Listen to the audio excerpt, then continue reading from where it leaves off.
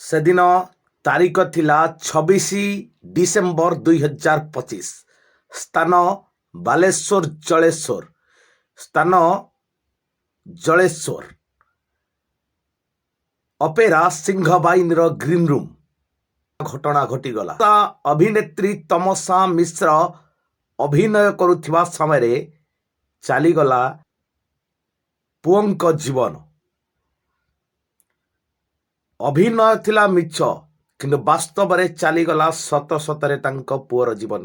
ଏଭଳି ଏକ ଘଟଣା, ଦୁଃଖଦାୟକ ଘଟଣା ଘଟି ଯାଇଥିଲା ସିଂହବାହିନୀ ଅପେରାରେ କାମ କରୁଥିବା କଳାକାର ତମସା ମିଶ୍ରଙ୍କ ଜୀବନରେ। ସତସତିକା ଘଟଣା ଆଜ୍ଞା।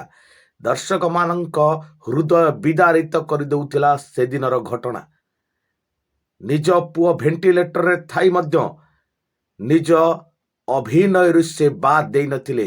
ଯେହେତୁ ମାଲିକଙ୍କ ସହିତ ବଣ୍ଡ ପେପର ସାଇନ୍ ସରିଥାଏ, ଯେକୌଣସି ପରିସ୍ଥିତିରେ, କାହିଁକି ନା ଯାତ୍ରାରୁ ଆସିବା କଷ୍ଟକର ହୋଇପଡ଼େ ଜଣେ କଳାକାରଙ୍କ ଜୀବନରେ।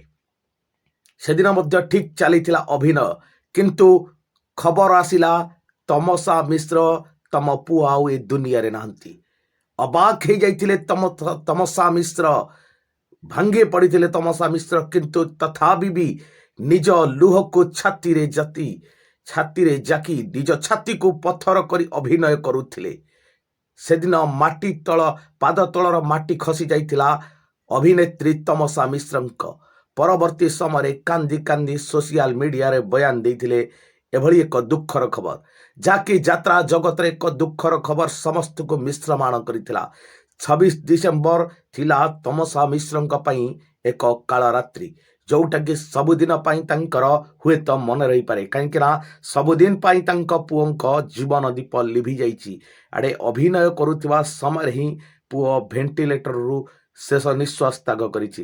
ଏମିତି ଏକ ଖବର, ଦୁଃଖଦ ଖବର ଆସି ପହଞ୍ଚିଥିଲା ସିଂହବାହିନୀରୁ, ଯାହାକି ଲୋକମାନଙ୍କୁ ବ୍ୟଥିତ କରିଥିଲା, ମିଶ୍ରମାଣ କରିଥିଲା।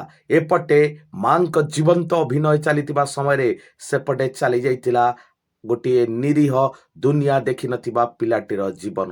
ଯାତ୍ରା ଜଗତରେ ଏମିତି ଦୁଃଖ କାହାଣୀ ଅନେକ ଜୀବନରେ ଘଟି ଯାଇଛି, ଅନେକ କଳାକାରଙ୍କ ଜୀବନରେ ଘଟି ଯାଇଛି। କେତେବେଳେ କା ମାଙ୍କ ଦେହତ୍ୟାଗ ହୁଏ ତ ବାପାଙ୍କ ଦେହତ୍ୟାଗ ହୁଏ, କିନ୍ତୁ ପ୍ରଥମ ଥର ପାଇଁ ଗୋଟେ ମା ଅଭିନୟ କରୁଥିବା ବେଳେ ସତ ସତିକା ତାଙ୍କ ପୁଅ ଜୀବନ ଛାଡ଼ି ଚାଲି ଯାଇଛି।